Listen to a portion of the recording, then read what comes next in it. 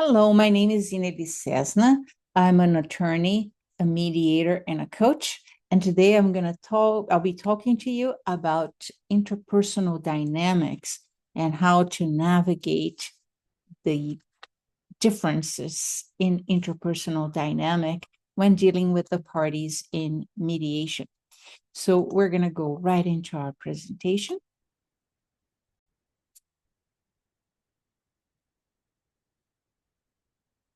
Here we go. The presentation is entitled Bridging the Divide, How to Navigate Interpersonal Differences in Mediation. So we'll start by talking about 3 approaches to conflict and 3 approaches to resolution. The 3 approaches to conflict represents how different personalities face conflict. And 3 approaches to resolution looks at how different personalities seek for resolution. So let's take a deeper look. What is a conflict, right? A conflict is when you have something, right? That dot right there in the middle of the screen, something that needs to be talked about, something that needs to be resolved. But instead of talking about that and clarifying what needs to be resolved, we go around and around it, creating that conversation that goes around and it can't get to dismantle the situation. And this causes discrepancies, causes disagreements, causes disturbance. And the goal, right, the resolution, the way out of it becomes more and more blurred. That's what conflicts is. So how do we resolve? How do we approach this area of conflict? How is it that we enter conflict in different ways according to our personalities? So it's a very physical, right? It's a very physical laws that apply here to human personality, just like it applies to any physical reality out there. So when you are moving around in this circle, going around and around, there's 3 forces in place. There is the centripetal force that actually pulls you towards the middle, right? That it keeps you going around. And then there is the peripheral force that doesn't want to push you to the middle. It keeps going on that side, right? It keeps going around. And then there is the centrifugal force that just wants to run away from it and take a tangent off that sphere of the conflict and just go away. Well, the same thing happens with our personalities. There is 3 different, in general, 3 different ways of approaching conflict. The centripetal force that wants to go right to the middle of it and explode it and resolve it yesterday are the assertive ones. The assertive ones are the ones that are out there screaming and yelling and trying to resolve it their way by force, by domination, by intimidation if necessary.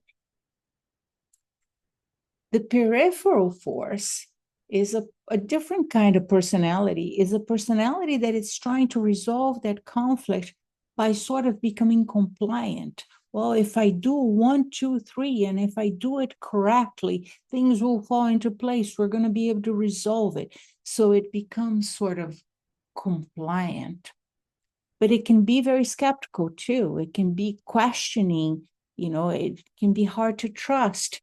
And so it's right there. I will comply, but I want to know exactly what am I complying with. And it creates some other issues that makes it go around and around. And then the centrifugal force is what we call the withdraws, the personality that is just wants to walk away. It just wants to turn its back to the conflict and hope that the conflict will resolve by itself. And we will face these different personality styles in our mediation all the time. So let's try to understand them a little bit better. The assertive style, the strategy of the assertive style is to push forward. they usually come with an agenda. They come with a lot of energy and drive, a lot of vitality, a lot of intensity, sometimes in their voice, in their gestures. They are on your face. They want to take charge. They can be very domineering. Their focus, they do have a focus to explore, but mostly they want to assert. They want to take dominion over what's happening. And often by intimidating or by pushing forward, push through it. It's like the bulldozer. Their strengths is that they can be very confident and natural oriented and quite resilient because they have a lot of vitality and energy. You often see a lot of this personality type in mediation and in litigation also. So their growth opportunity has to do with this idea that they will just override others. They don't have to become vulnerable. They want a solution. They want to get to their solution as soon as possible, right?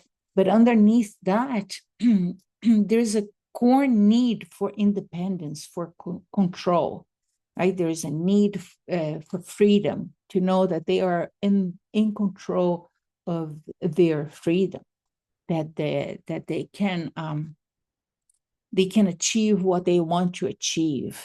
And so there is this need to be what they want to be, to find their independence, to find control in the situation.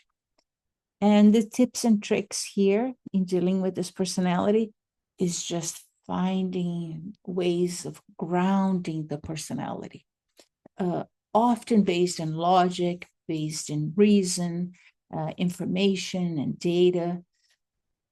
Take breaths, slow down the pace. Sometimes they need permission to pause. They also need an invitation to pause. And we can ask them, please take a breath. Let's just take a breath together. Please listen. Let's listen and feel what the situation is. Let's take it slow, one step at a time. Explain what those steps are. So it's almost like tuning down the volume, the intensity of what's happening, so that we can come to a more rational place where things can go through a process in order to reach resolution. The other personality style are the compliance. I had a mediation with a compliance style where one of the parties came with all their tables, all made up ahead of time, how much money was spent in this, and where to find the receipts, and what they referred to. He had a table of expenses and how much money he was looking for, all organized, So the compliance have as their strategy to align with those external expectations. So if I'm going to ask for money, I'm going to have it all listed down, item by item, with the cents, really clear, so that I can come and present. They are very focused on what's right, focused on the structure. They can become very rigid and very inflexible, overextending, this is the right way to do it, and it has to be this way. Their strength, of course, is that they're very responsible, very loyal, and sometimes very attuned to others. But again, they can become very rigid in the structures that we build for ourselves as compliance.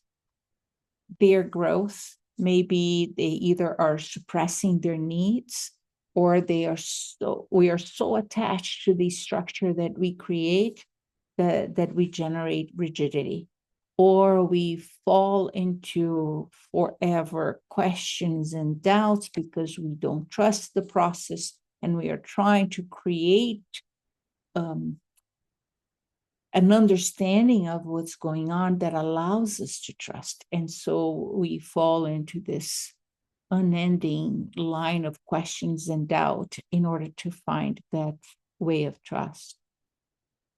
The core need here for the compliance is a need to follow through, a need to to make sure that what's happening makes sense to them, that follows a structure, that follows a certain order, right?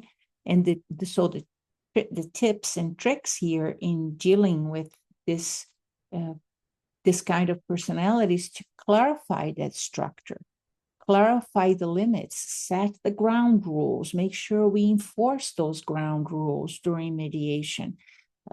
Make sure we have an encouraging voice, that we have a lot of patience to go through the questions, to create an environment where trust can be built. Sometimes they will doubt our credentials, and so you have to go through the pain of explaining, this is what I've been, this is what I've done, this is how I prepared myself. So because you're creating the fertile soil for trust. So they may need that validation, they may need that clarity and that encouragement to trust. The third type of personality are the withdrawals. The withdrawals, they will actually come inward, come inside themselves in a way of finding a level of autonomy and avoid the overwhelm of the situation. So they kind of dissociate themselves from the situation, from the conflict. So their focus is on processing and observing from inside, but they are also preserving themselves. They are withdrawing in order to organize their own inner landscape.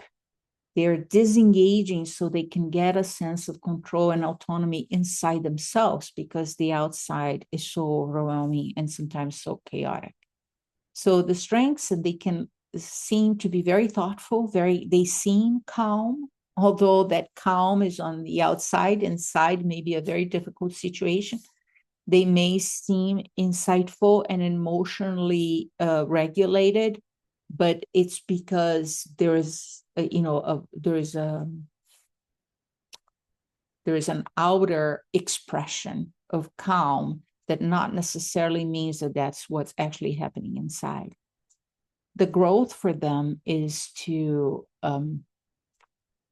not detach. It's to not delay the action, not to disengage from conflict, but also to come into the table, to express what they need to express, to create teamwork, engagement, and participation. And they may need that gentle prompting, that gentle invitation. They may need us to create that sense of it's safe to join, it's safe to express, it's safe to come together here. Create that patience and that space for expression. In one of my mediations, one of the parties, after many hours of mediation, wasn't expressing himself. He was just silent. He was just nodding to everything the other party said. And then in caucus, I was able to ask him, saying, look, it looks to me that you're very silent and you're not bringing forward much. What's happening? How are you feeling about this? What's going on inside of you?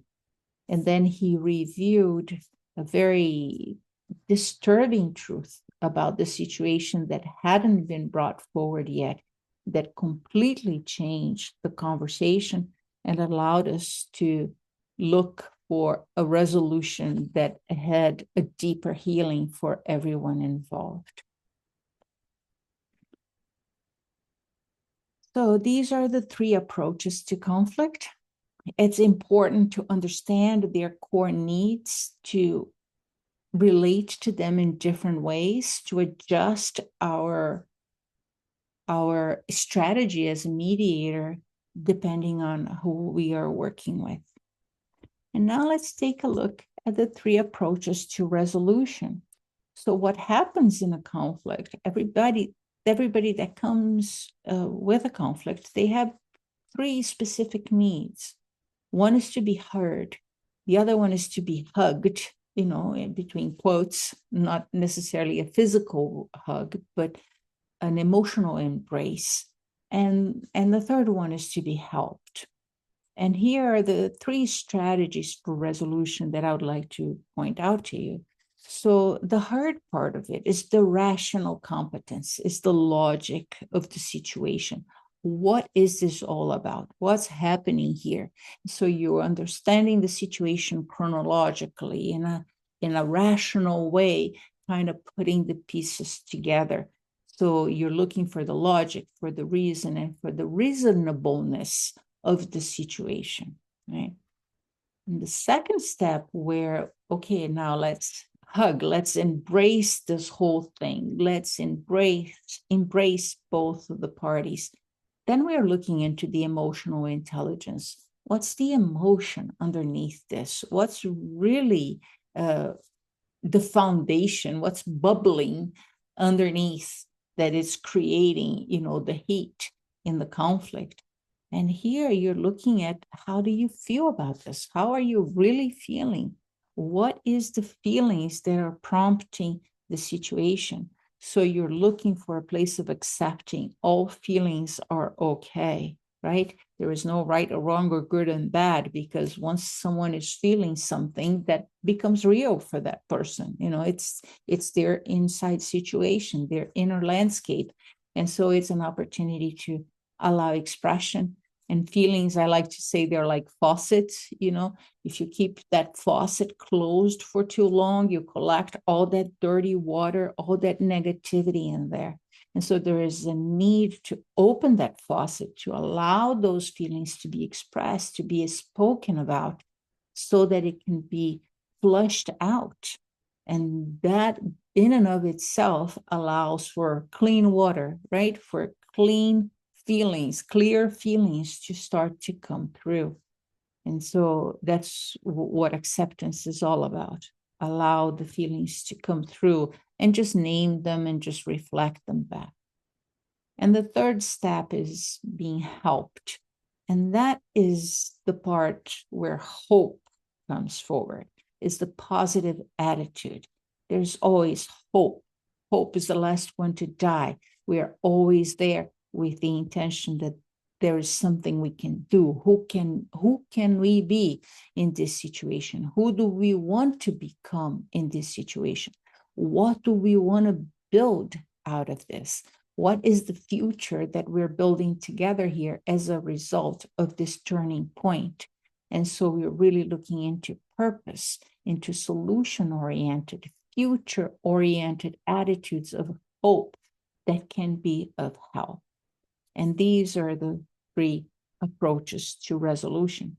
So as a key takeaway for you here is to recognize that everyone, especially in a conflict, wants to be heard, hugged, and helped. And there is different styles that go about doing that. People will present themselves differently, and understanding that difference without bias, without judgment, can help us provide what they need to find a resolution.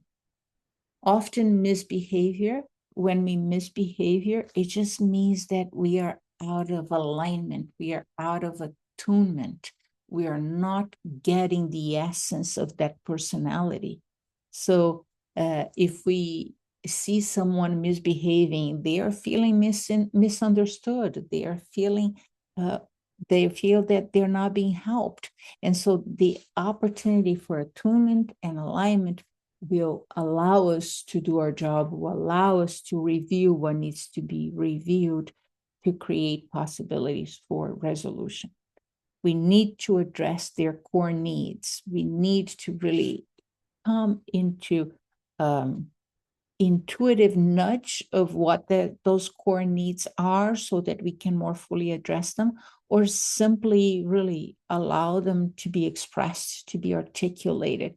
Some people can't really articulate their core needs. And then we rely on our intuitive nudge as a mediator, as what that could be. But we can help them. We can help clarify that. We can help them gain self-knowledge to disclose that. And remember that as mediators, there's nothing to be fixed. We are bridges. We are bridges. We are there to create a bridge of understanding, to balance things out in a way that resolution can come forward. And it takes time, it takes intuition, it takes patience, and it takes a deep understanding of and respect for different personality styles in order to do that. So I'd like to leave you with some reflective inquiries here, and that will address, your own awareness of yourself, which is as important as the awareness of the parties. So which interpersonal style, assertive, compliant, or withdrawn, do you tend to identify the most with, especially under stress? And in which ways can you demonstrate a more balanced approach? How can you start using the assertive, the compliant, and the withdrawn style yourself so that you become more balanced? Which interpersonal style, assertive, compliant, or withdrawn, disturbs you the most? And in which ways can you learn to understand and appreciate that which disturbs you? Often what disturbs us is what's unresolved inside of us. So it's very important to be aware of those styles that you feel most challenging to deal with, because they may represent something underdeveloped and an opportunity for improvement inside yourself that will help you understand and appreciate that style more. And finally, which approach to resolution, rational competence, emotional realness, or positive outlook do you mostly rely on? And in which ways can you utilize the three of them, right, to help demonstrate a more balanced approach in your mediations? All right, I hope this has been helpful to you. I appreciate this time together. I would like to leave you with my contact information and a little bio in case I can be of service in the future. Thank you very much for being with me, and I wish you much success.